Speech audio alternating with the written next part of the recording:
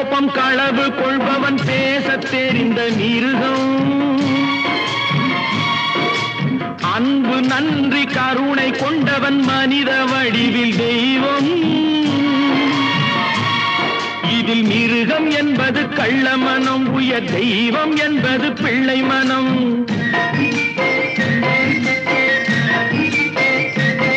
இந்த 6 கட்டளை அறிந்த மனது ஆண்டவன் வாழும் வெள்ளை மனம், ஆண்டவன் வாழும் வெள்ளை மனம். 6 மனமே 6, அந்த ஆண்டவன் கட்டளை 6.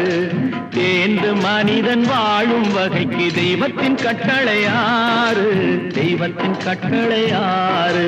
6 மனமே 6, அந்த ஆண்டவன் கட்டளை 6.